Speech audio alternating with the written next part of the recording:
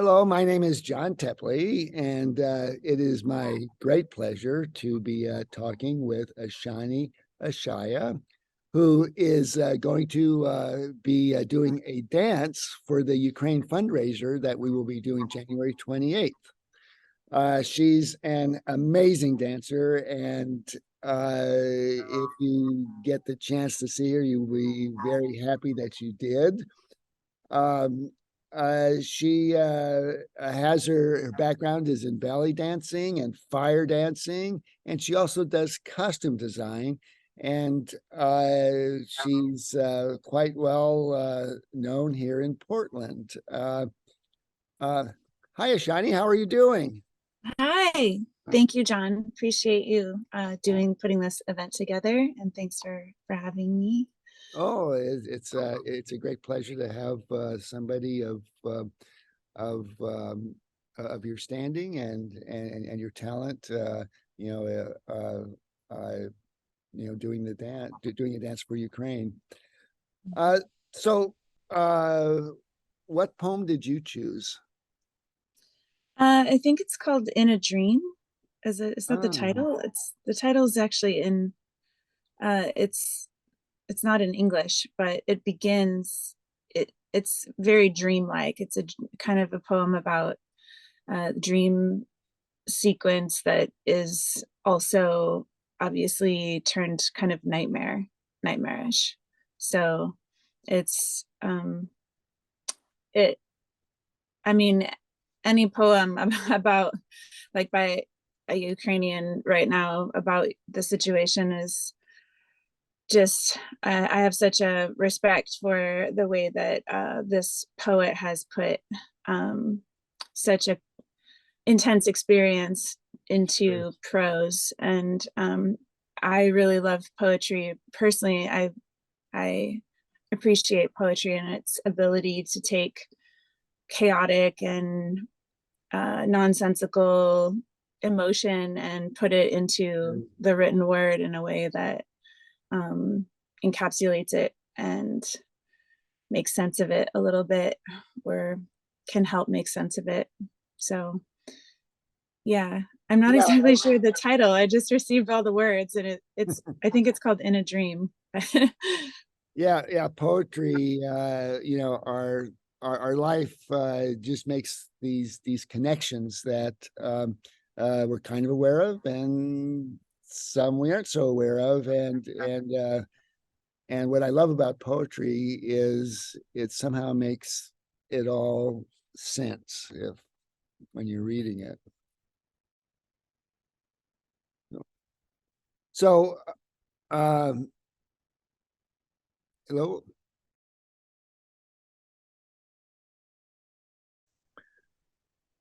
and okay, we are recording. So, what you love about poetry is? What I love about poetry is there are these things in our existence that we're kind of aware of and sometimes not aware of at all, and poetry somehow makes some sense of it. Mhm. It's a interesting thing, being alive. So, could you tell me about your process for interpreting a war poem to dance? Yeah, it's definitely my first time putting something like this together for such a intense, event and situation and message to be conveyed through dance.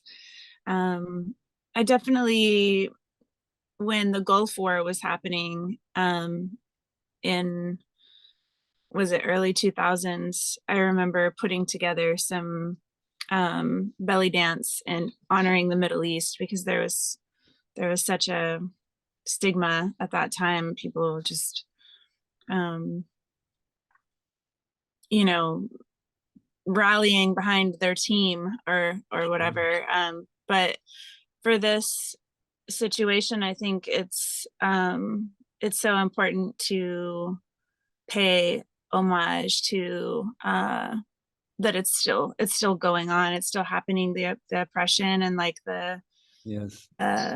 The attacks, and these strong people have just rallied together and been able to like withstand the force that thought they were just going to come in and take over, and it was going to be just so quickly, but they've been able to really hold their ground, and I just think it's so admirable, and that it's a dance of celebration, but it's also just a celebration of their strength and their perseverance. But it's also like, I want to convey the window of terror that is happening, and I'm kind of drawing on different Japanese Budo elements that are more emotion, just kind of raw emotion, and I want to tell the story kind of through a white veil of winter, because the poem has a lot of elements of the snow and just the cold, and children, and like the effect on that this is having on the innocence, and so it's a lot to encapsulate in a dance performance, and it's been really cathartic to put it into movement and to attempt to pay respect to what's happening, even though I'm not there, I'm not experiencing it, I can only imagine, so yeah. Now, generally, this is a different subject matter than your general performances. Is that fair to say? Yeah, I do a lot of shadow work and kind of diving into the darker aspects of being human. I think that's where the power is, because Sure. the parts of ourselves that we've rejected or ignored are usually pretty powerful, and so I tend to like to bring those elements to the forefront. Doing that with fire is always pretty potent. But telling this story of